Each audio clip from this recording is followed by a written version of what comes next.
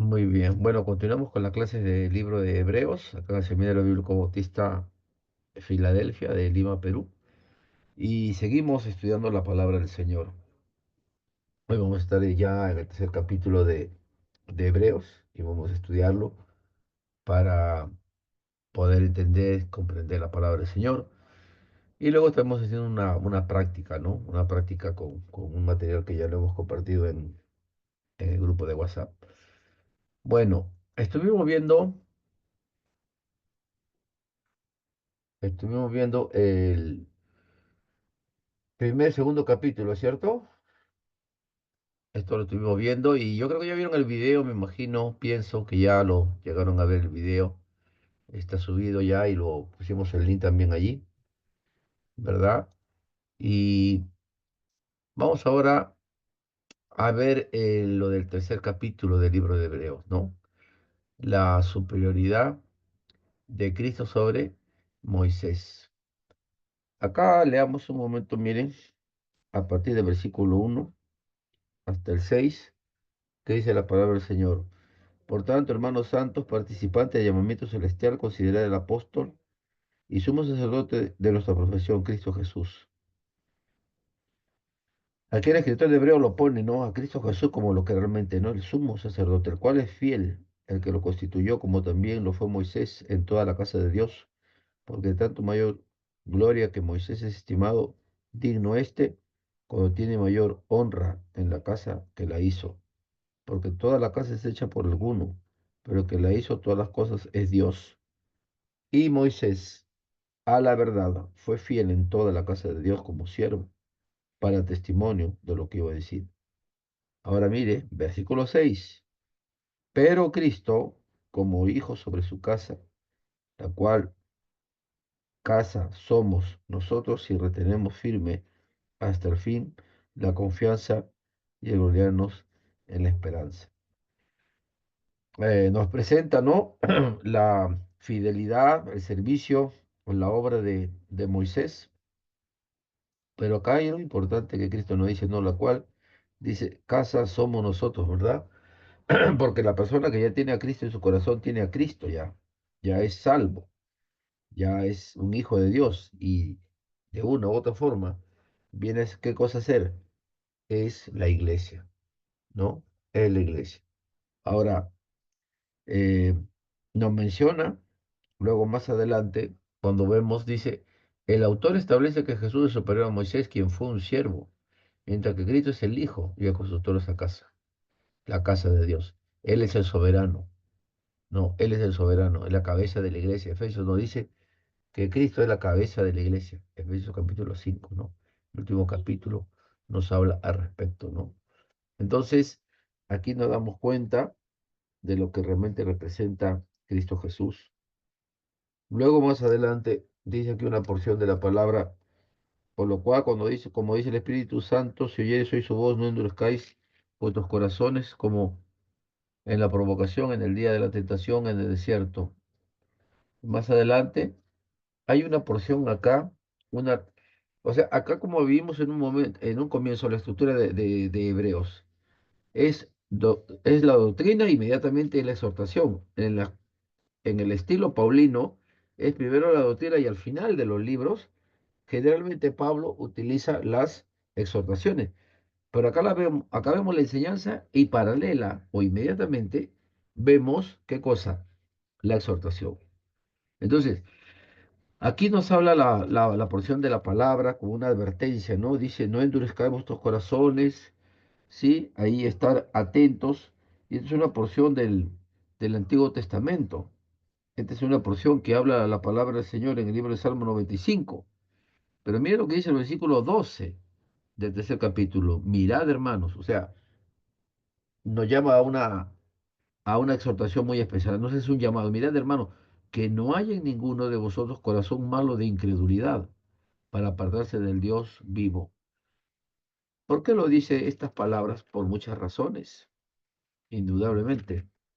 Pero una de ellas tiene que ver con 10:25. Hebreo 10:25 es un verso conocidísimo.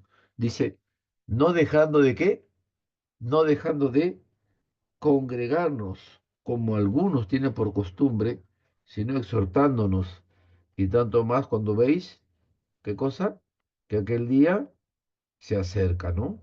Acá dice la palabra de Dios. Entonces, hay algunos cristianos que dicen, bueno, yo estoy tranquilo como estoy, no necesito ir a la iglesia, y yo soy cristiano a mi manera. Y ponen excusas, ponen pretextos y simplemente no quieren congregarse, ¿no? O se acostumbran solamente a ir un día a la semana, pudiendo hacerlo como debe de ser, ¿no? Entonces acá hay una exhortación, o sea, esta antigua práctica del no congregarse fielmente, mire desde qué tiempo viene, ya más de 2000 años. Y en Hebreos, los hebreos no eran una excepción a ello, imagínense. Pero cuando volvemos allí a Hebreos tercer capítulo, dice, no haya corazón malo de incredulidad, ¿para qué? Para apartarse de Dios. Hoy vemos cómo está el mundo, ¿no? En la experiencia personal yo he podido ver, yo he vivido casi 7 años en Inglaterra, he podido, bueno, con el Señor hemos podido empezar una obra hispana, una iglesia hispana, en una iglesia que fundó Spurgeon, Charles Spurgeon, en la iglesia bautista de Balam, está al suroeste de Londres, ¿no? Y pues llegaban a veces gente de Bolivia, de Ecuador, de Colombia, diferentes países de Latinoamérica. Y nosotros nos reuníamos inicialmente sábado en la tarde, era culto en español, domingo, culto en inglés en la mañana, culto en inglés en la noche. Era prácticamente una hora y media solamente el sábado. Conocí una hermana boliviana que había sido directora de la escuela dominical toda su vida, ¿no? Y ya cada vez que le decíamos, ¿no? Para el servicio, para que viniera, decía, pastor, iba a ir a la iglesia, pero justo me salió un trabajito. Como ya se paga por hora, entonces justo para esa hora le salió un trabajito, entre comillas, ¿no? Mire, pero como aquí en Bolivia, por ejemplo, ella servía al Señor. Ella toda la semana visitaba, trabajaba y en las tardes visitaba a sus niños, visitaba los lugares donde vivían y les compartía, les llevaba caramelo. ¿Qué pasó para que hubiese un cambio radical cuando llegó a Europa? Claro, la situación económica, la situación material. Hermano, eso vuelve hacia el corazón. Cuando lo dejamos al Señor, cuando dejamos de tener una comunión con Él y nuestro servicio ya no es genuino, o sea, transparente, y lo hacemos mecánicamente, lo hacemos por compromiso, o para quedar bien con el pastor, o para que los hermanos o el diácono no nos molesten, ¿no? Ya estoy allí, hago, estoy, sí, ¿qué tal? Pero en mi corazón realmente hay una distancia abismal con el Señor. Tengamos cuidado. Dice la palabra cuidado. No hay en alguno, no hay alguno, quiere decir que puede haber más de uno, con un corazón malo de incredulidad para apartarse del Dios vivo. ¿Por qué se aparta un cristiano, hermanos, del Dios vivo? Por lo material, como el caso que les estoy dando, por la cuestión económica, por el amor al dinero. El dinero en sí no es el problema, es por el amor al dinero, ¿no? El que quiere tener, mire, hasta hace poco un artista, ¿no? Una persona, o Toledo que lo han condenado, el expresidente Toledo, un hombre graduado, salió de la pobreza, llegó a Estados Unidos y como resultado de su esfuerzo, de su estudio, recibió becas, estudió, trabajó, se convirtió en profesor, ganaba muy bien, vino acá al Perú, entró a la política, llegó a presidente. Y según los cálculos dice que más o menos 20 millones de dólares él ha recibido, así líquido. Yo digo, si ganaba muy bien en Estados Unidos, tenía residencia estadounidense, tenía una casa propia, tenía una profesión, una vida hecha ya, ¿por qué querer tener más? Es la codicia, la ambición, es el amor al dinero. Cuidado, cuidado con el amor al dinero. Cuidado con la cosa del mundo. Juan, el apóstol, dice que no vemos el mundo, no vemos el mundo, que tengamos cuidado, sí, porque el mundo, dice, el mundo viene, El mundo pasa sus deseos, pero que hace la voluntad de Dios permanece para siempre. El mundo, el mundo es un imán. Y a veces a los jóvenes, a veces a los hermanos, se los lleva, se los jala, porque pierden su comunión con Dios. Y dice aquí, mire inmediatamente el versículo siguiente, miren lo que dice el versículo 13.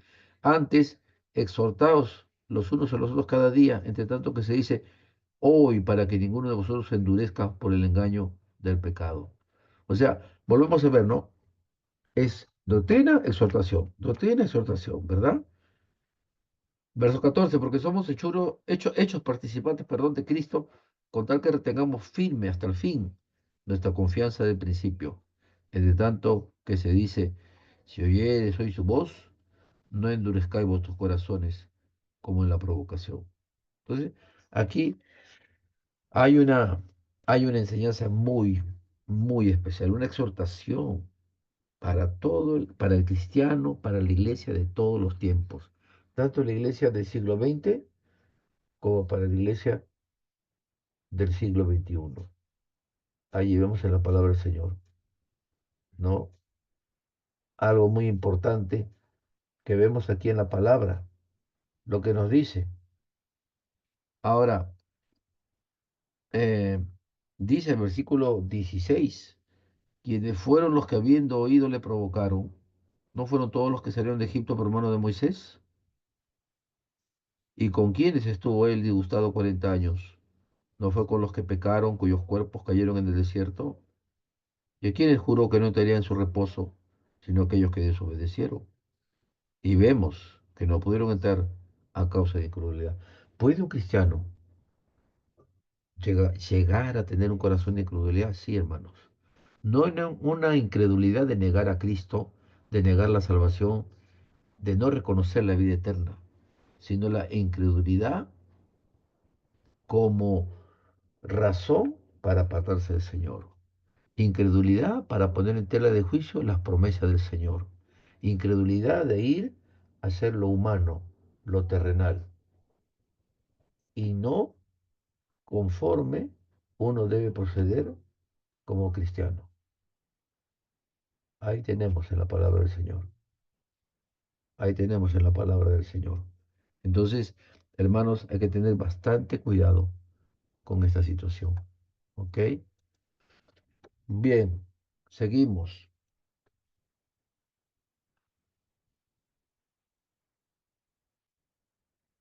Acá podemos ver, por otro lado, dice advertencia contra la incredulidad, lo que mencionamos hace un momento.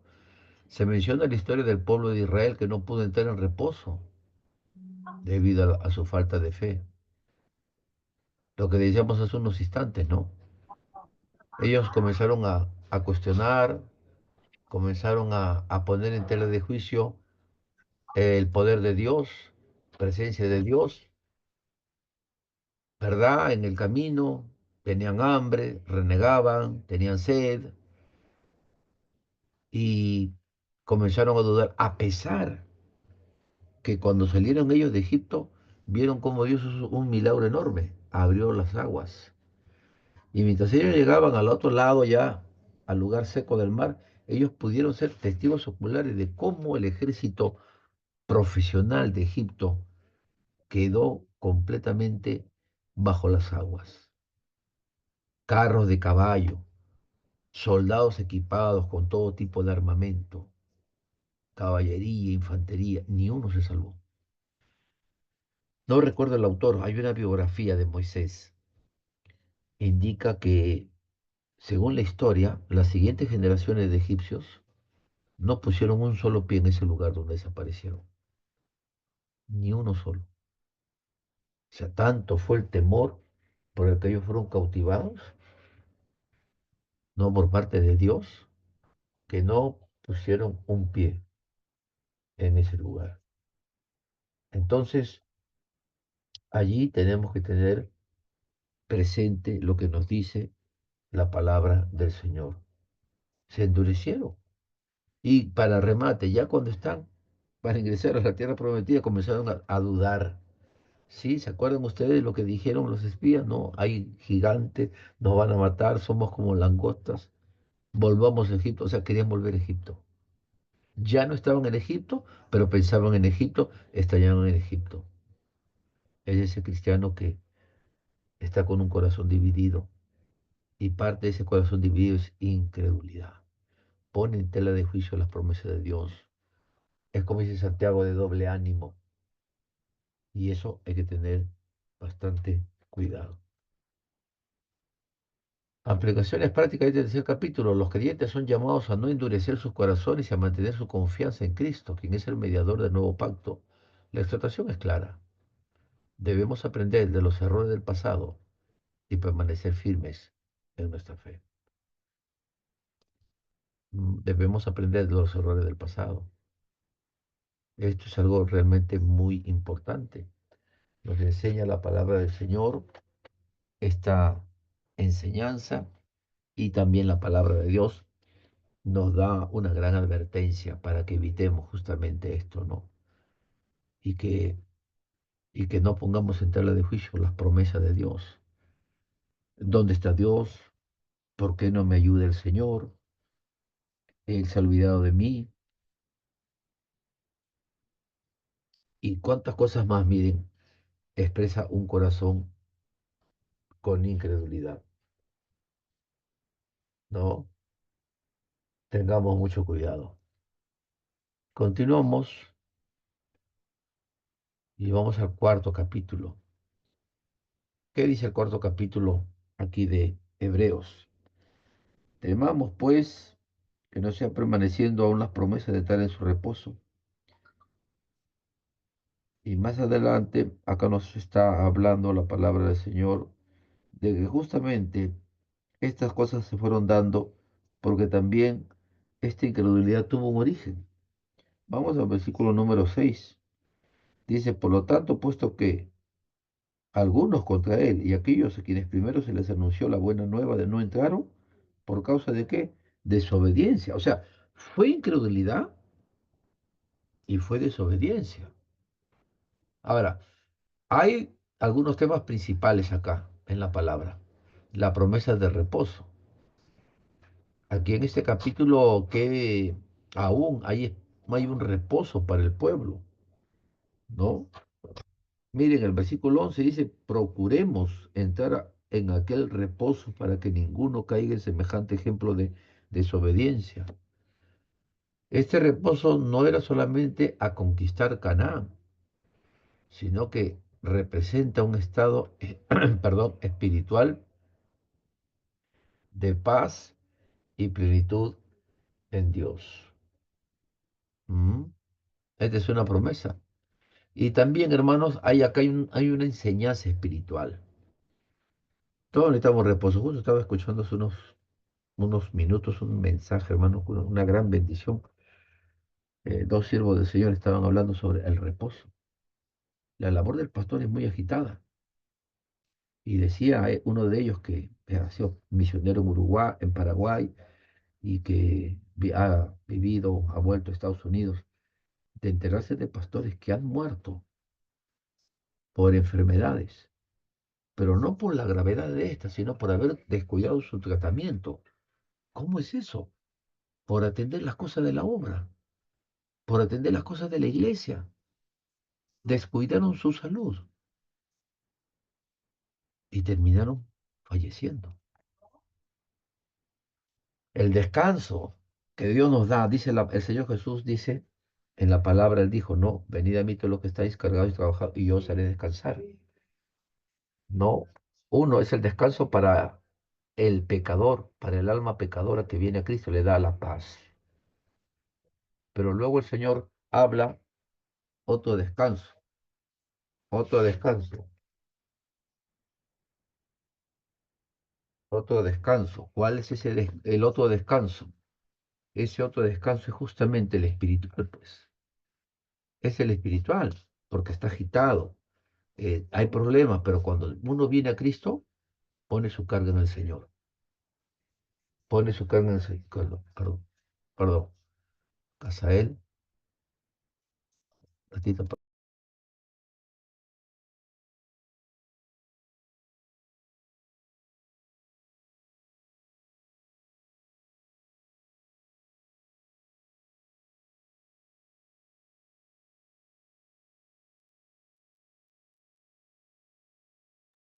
Perdón, una interrupción.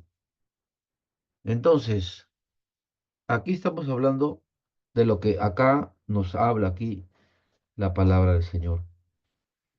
Y por eso nos dice en el versículo 12, porque la palabra de Dios es viva y eficaz y más cortante que toda espada de dos filos. Penetra a partir del alma y el espíritu, las coyunturas y los tuétanos, y discierne los pensamientos y las intenciones del corazón. Y no hay cosa creada que no sea manifiesta en su presencia. Hasta bien todas las cosas tan desnudas y abiertas a los ojos de aquel a quien tenemos que dar cuenta. O sea, Hebreos acá, hermanos, tiene eso, ¿no? Da la enseñanza, hay el precepto bíblico, y inmediatamente viene la exhortación.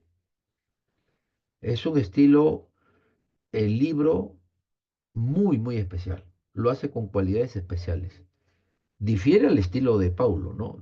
Al estilo paulino, al estilo de Pablo, porque vemos generalmente enseñanza, principio, precepto, inmediatamente la exhortación y la exhortación y la exhortación, lo cual me parece a mí sumamente importantísimo, ¿no? A ver, seguimos por acá.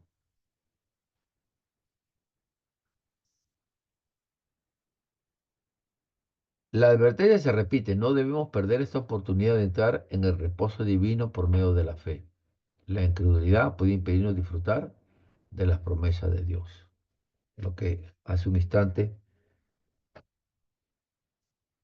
comentábamos de lo que puede pasar. Y miren cómo termina este cuarto capítulo, como con broche de oro. Dice, por tanto, teniendo un gran sumo sacerdote que traspasó los cielos. Moisés no pudo hacer eso. Cristo sí. Jesús, el Hijo de Dios, retengamos nuestra profesión. Porque no tenemos un sumo sacerdote que no pueda compadecerse de nuestras debilidades, sino uno que fue tentado en todo según nuestra semejanza, pero sin pecado. Acerquémonos pues confiadamente al trono de la gracia para alcanzar misericordia y hallar gracia para oportuno socorro. Esta porción que aquí habla, en el verso 15, porque no tenemos un sacerdote que no puede compadecerse de nuestras debilidades, sino uno que fue tentado en todo según nuestra semejanza, pero sin pecado. Aquí nos habla de la justificación. Acá nos habla de un Cristo, de Cristo Jesús, hecho hombre de un Dios tomando forma humana y que su venida fue objeto de tentaciones, pero él no podía pecar. Sin embargo, fue tentado, fue tentado. Pero que él fue a la cruz sin una sola mancha. Nos justificó. Y justificación va más allá que perdón. Va más allá. La justificación va más allá del perdón. Más allá del perdón. Y Cristo nos justificó. No solo nos perdonó, sino justificó. Llevó nuestras culpas, nuestros pecados y la culpa por haber hecho todas esas desobediencias. Y dice la palabra en el verso 16, acerquémonos pues confiadamente. Mire la exhortación tan especial que nos hace el Señor al trono de la gracia. Pero ¿qué hace cuando una persona está desanimada, el cristiano se está dejando que la incredulidad se apodere de su corazón? ¿Se aparta, sí o no? El verso 12 del capítulo tercero dice para apartarse. Pero acá dice la exhortación, acércate, ven, Él nos espera, acerquémonos confiadamente, como que el niño que sabe que hizo la travesura, pero que el papá o la mamá no le va a dar la espalda. Sabe que va a esperarlo y le va a dar los brazos abiertos para ayudarlo, para perdonarlo. Dice la palabra, ¿para qué? Para alcanzar misericordia y hallar gracia para el oportuno socorro. Tremendo, tremendo, ¿verdad? Aún sumo sacerdote dice que se compadece, ¿no? Por eso Él es piadoso, Él es misericordioso. Y aquí lo dice la palabra, para alcanzar misericordia. Dice que la palabra, no, Padre de misericordia y Dios de toda consolación, dice el apóstol Pablo. Cristo es misericordioso. Si no fuera por su misericordia, ¿dónde estaríamos? Si fuera por su gracia. Bástate mi gracia, le dijo a Pablo. Ahí tienes a mi gracia. Era todo para Pablo. Pablo esperaba algo más. Y la gracia, en la gracia de Cristo lo tenemos todo. El socorro oportuno, la ayuda, el perdón, la fortaleza, la dirección, la provisión, toda es la gracia bendita de Cristo. Tremendo, ¿no? Entonces, hasta acá nos vamos en esta parte, hermanos.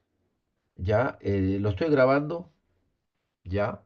Pastor Helio, si no pudo ver la primera parte, lo vamos a grabar y ahí lo va a poder ponerse al día. Y en el WhatsApp, ya, en el WhatsApp he puesto, a ver, permítanme ustedes.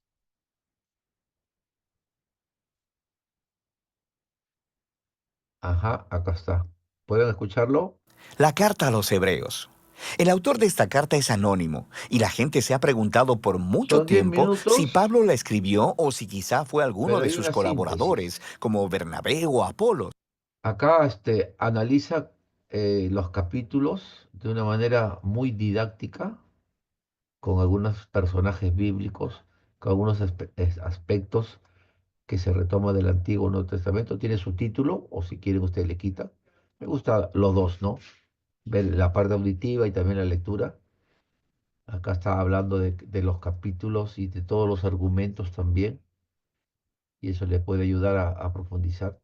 Yo quiero que lo vean 10 minutos, hermanos, 10 minutos, pero háganme un análisis de todo este videoclip.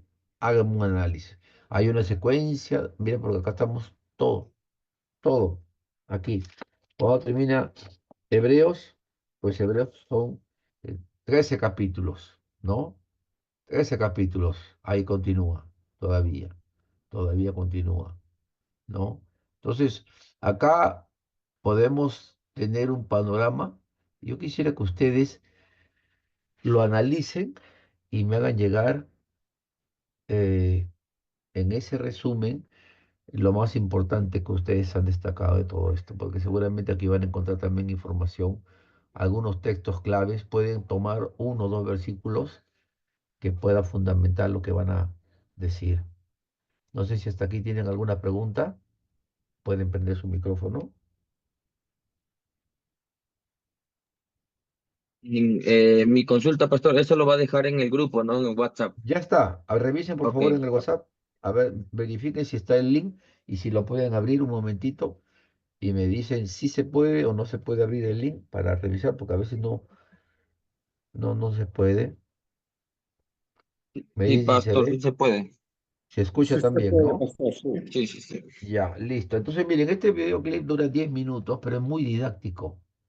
Y yo creo que de aquí también vamos a sacar información valiosa. Hay textos bíblicos y si ven algo anómalo, algo que no es bíblico, igual, enhorabuena. Dice la palabra, examinar lo otro, retener lo bueno, ¿no? A ver, pero un momentito, acá me parece que esto no es correcto. O aquí menciona esto, ¿qué relación tiene? O cuál es por qué está aquí. Entonces, eso también, enhorabuena. Anótenlo y me lo envían. O sea, de acá, miren, 9:22, 9:32 lo terminan y tienen ahí como media hora para que tranquilamente puedan desarrollar. Le toman la foto a mano y me lo envían. Pongan su nombre y su apellido. ¿Les parece? ¿Sí? Sael, ¿entendiste, Sael? Sí, sí, pastor. Ya, voy a grabar, estoy grabando la clase, así que tienen ahí en el canal de YouTube para que se pongan al día y puedan ver completo todo lo que es los temas que estamos viendo, ¿ya? Incluyendo la clase de hoy. Entonces, hagan eso, hermanos, y me envían su reporte alrededor de las 10 de la noche, creo que ya lo que pueden tranquilamente haber concluido. Esperamos que voy a sacar también les voy a mandar el PDF, ya hemos avanzado ahorita, a ver, déjeme ver, a ver, acá tengo 20, 29 slides de Hebreos. Tengo 29, ¿se habían dado cuenta? 29. Entonces, hermano, ya viene el examen. ¿Estamos o no? Se fue el gozo. 29 slides. Wow. Es lo que hemos hecho hasta el momento. Y mire, recién estamos en el cuarto capítulo, ¿ah? Pero hemos visto las fiestas judías, hemos visto a Melquisedec, y la verdad que es, es algo muy, muy valioso. Es una bendición poder entender la palabra del Señor, ¿no?